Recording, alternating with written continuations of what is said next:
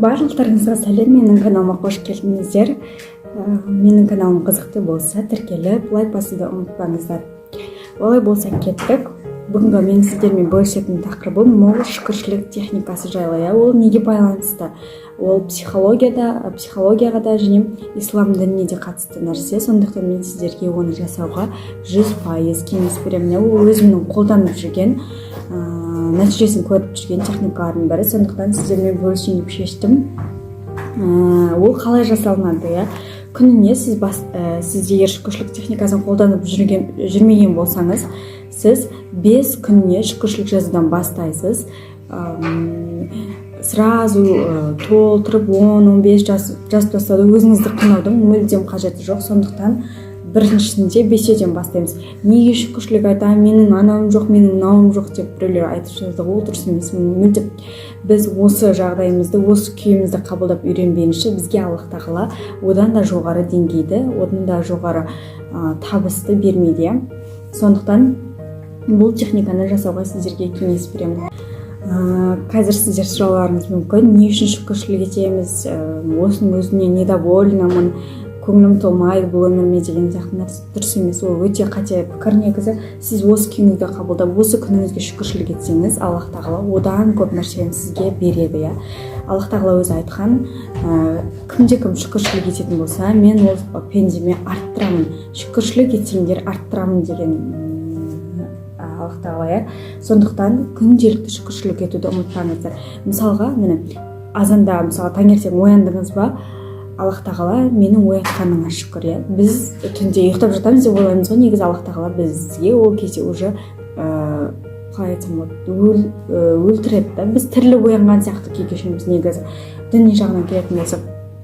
Сондықтан жаңағыдай бесеудің біреуіне мысалға Аллах тағала мені таңда ұмытпай оятқаныңа шүкір деп айтамыз. Одан кейінгісі мысалға 3 мезгіл тамағымды тоқ еткеніңе шүкір. Үйіңіз бар болса, ол қандай болсын, жаман болсын, жақсы болсын айтыңыз. Аллах тағала осындай үйді нәсіп еткеніне шүкір. Біреулерде ондай үйде жоқ мысалға. Сол сияқты көлігіңіз бар болса, мені жаяу жүргізбей, менің бар жағдайымды жасап қойғаныңа шүкір деп айтамыз. Мысалға қазіргі таңда келіндердің, мысалға мен өзім де келінмін, келіндердің бүкіл жағдай жасалған негізі. Пылесос десең пылесос, духовка неше түрлі, стиральная машина, автомат барлығы бар.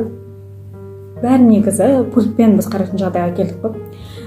Сол себепті Аллах тағала шүкіршілік айтыңыздар. Аллах тағала шүкіршілік ете, менің барлық жағдайымды жасап қойғаныңа, семьяңыздағы ара қатынастарыңыз керемет пе? Аллах тағала айтыңыз. Аллах тағала саған сансыз шүкіршілік етем, осындай отбасыны маған нәсіп қылғаныңа. Осылай айтамыз. Күйеуіңізбен ара қатынасыңыз дұрыс болмайған жағдайда да бұл техника өте қатты көмектеседі. Аллах тағала осындай күйеуді нәсіп еткеніңе шүкір деп өзіңізді успокаивать етесіз. Если сіз солай ойласаңыз, ол сізге тартылады. Сіздер оны қазір түсінбеулеріңіз мүмкін, или ұнатпауларыңыз мүмкін. Қош, түкте қызық нәрсе емес деп результат көрмеген адамдар солай айтады. Ал егер сіз нәтиже көретін болсаңыз, сіз оны істеуден кейін тоқтай алмай қаласыз. Сондықтан барлықтарыңызға жасауға кеңес беремін.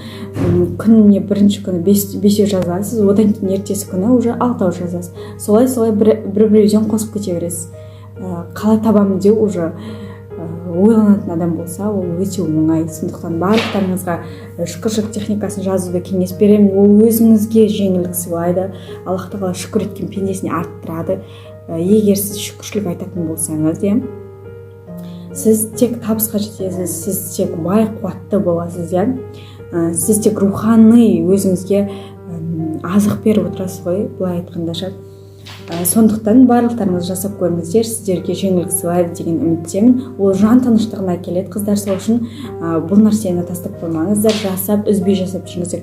Ал егер де кейбір күндер мысалға жасай алмай қалатын кездер болады, ұмытып кетесің мысалға.